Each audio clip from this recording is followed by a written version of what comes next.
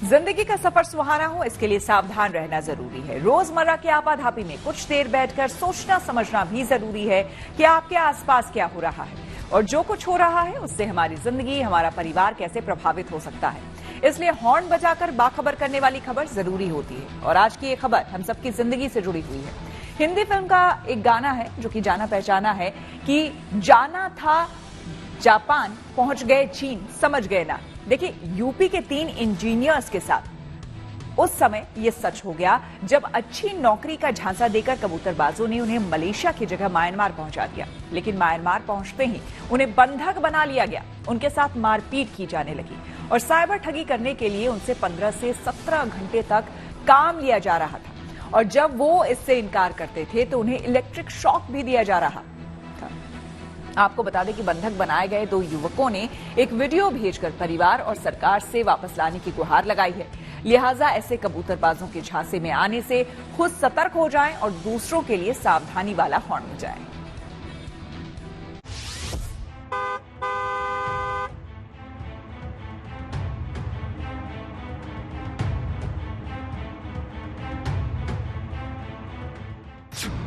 असल में जब मैं यहाँ म्यांमार लैंड किया दिल्ली से, तो यहाँ की इनकी आर्मी मुझे उठाई 3-4 बंदों के साथ और बंदूक तानते हुए ये मुझे यहाँ पे लेके आई। और यहाँ पे लोगों को टॉर्चर किया जाता है, मारा पीटा जाता है और उनसे स्कैमिंग कराई जाती है। अगर वो अपना डेली का डेटा टारगेट नहीं कंप्लीट कर पाते हैं तो उनको इलेक्ट्रिक शॉक दिए जाते हैं। म्यांमार से बंधक बने ये युवक मलेशिया में नौकरी के नाम पर ह्यूमन ट्रैफिकिंग का शिकार हो गए। म्यांमार में इन तीनों युवकों को बंधक बना लिया गया है, जहां इनके साथ जोर जबरदस्ती की जा रही है। म्यांमार में बनाए गए बंधक युवकों अजय कुमार, सागर चौहान और राहुल उर्फ आरुष गौतम ने ये वीडियो खुद शेयर किया है। सुनिए उनकी आप बीती उन्हीं की जुबानी।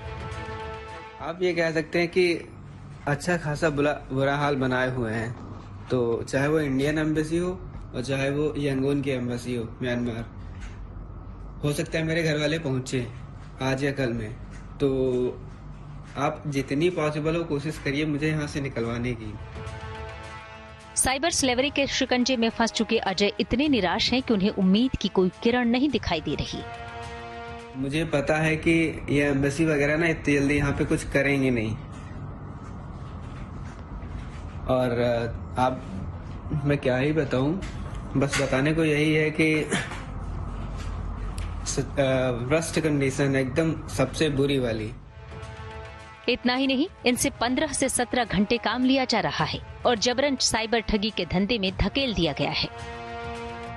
काम के यहाँ पे 15, 16, 17 घंटे तक की काम करवाएंगे और बाकी मैंने बता रखा हुआ है कि काम में क्या करवाते हैं, स्कैमिंग करवाते हैं, दूसरे देशों के लोगों को मतलब फ्रॉड करना और ये सारी चीजें।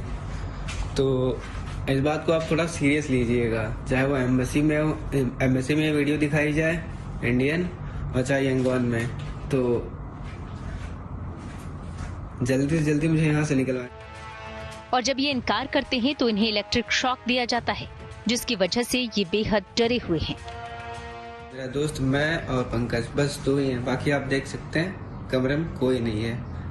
क्यों? क्योंकि वो मेरे दोस्त को उठा ले गए और उसके साथ बहुत ही बुरा बर्ताव कर रहे हैं, इलेक्ट्रिक शॉक दे रहे हैं और मार पीट रहे हैं। मैं उसके सामने गया था, वो पड़ा हुआ था मेरे सामने ही, लेकिन मैं कुछ नहीं कर सकता। ये चाइनीज उसको मार रहे हैं, लेकिन अगर मैं कुछ बोलूं तो मुझे भी मारेंगे। इनमें से 2 दोस्तों ने एक वीडियो भेजकर परिवार और सरकार से वापस लाने की गुहार लगाई है। पीड़ितों में 2 लखनऊ और 1 युवक बाराबंकी का रहने वाला है। म्यांमार से वीडियो जारी कर प्रधानमंत्री और यूपी के मुख्यमंत्री से वहां की कैद से छुड़ाने की गुहार लगाई है। इंडियन गवर्नमेंट से बस यही उम्मीद है कि निकाले जाए, वरना पता नहीं कितने दिन जिंदा हूँ मैं, इस बात का कोई आइडिया नहीं है। मलेशिया में नौकरी का झांसा देकर इन युवकों को लखनऊ से हैदराबाद, दिल्ली, थाईलैंड और बैंकॉक होते हुए म्यांमार पहुंचाया गया। दरअसल यूपी के बाराबंकी जिले के जैतपुर थाना क्षेत्र के अमरनाथ ने नौकरी के लिए विदेश गए बेटे को बंधक बनाने का आरोप लगाया है। अजय की मां ने बताया कि उनका बेटा अपने दोस्तों के साथ नौकरी के लिए 26 मार्च 2024 को मलेशिया गया था। लेकिन वहां न पहुंचकर उसे म्यांमार पहुंचा दिया गया। बताया जा रहा है कि ये कंपनी चीन की है। जी 26 तारीख को गया था, 8 बजे उनका फ्लाइट था और 3 लोग गए हैं, सागर चौहान और राहुल आरुष गौतम, मतलब राहुल उर्फ आरुष गौतम। वो मलेशिया के लिए गए हैं, मलेशिया के लिए गए हैं। और मलेशिया जब यहाँ से फ्लाइट से गए हैं, बीच में पता नहीं क्या हुआ, कैसे हुआ, और म्यांमार में पहुँचे। वहाँ से फिर 2 दिन हम लोगों से बात हुई है, उसके बाद उन लोगों का फोन जमा कर लिया गया। भारतीय साइबर अपराध समन्वय केंद्र की रिपोर्ट के मुताबिक साइबर फ्रॉड की ज्यादातर घटनाएं म्यांमार, कंबोडिया, दुबई और चीन से हो रही हैं। साइबर फ्रॉड की रोजाना करीब 5000 शिकायतें दर्ज हो रही हैं। 2021 और 2022 में ऐसी कंप्लेंट का ग्रोथ 113% था। अब ये घटकर 2022-23 में 69% हो गया। कंबोडिया में बहुत ज्यादा, क्योंकि सशक्त साइबर लॉ, साइबर क्राइम के कानून नहीं है, इसलिए वहां पर साइबर क्राइम सडनली बहुत बड़ा छलांग लगा रहा है। नए नए प्रकार के साइबर क्राइम अवतरित हो रहे हैं और साथ ही साथ क्योंकि वहां पर कानूनी प्रकरण बहुत ज्यादा सशक्त नहीं है, इसलिए वहां पर आप कहीं ना कहीं साइबर स्लेवरी को भी पनपने में अपनी मदद कर रहे हैं। ऐसे में सवाल है कि अगर कोई साइबर फ्रॉड का शिकार हो गया तो वो कहां और कैसे शिकायत कर सकता है। साइबर फ्रॉड की शिकायत करने के लिए 1930 को हेल्पलाइन नंबर बनाया गया है। इस नंबर पर 45 से 50 हजार कॉल हर रोज आते हैं। सिर्फ दिसंबर के महीने में 1930 हेल्पलाइन नंबर पर 12 लाख से ज्यादा कॉल रिसीव की गई। 2023 में 129 शिकायत प्रति 1 लाख आबादी में रजिस्टर की गई। हरियाणा, गुजरात, तेलंगाना और गोवा में सबसे ज्यादा शिकायतें दर्ज की गई।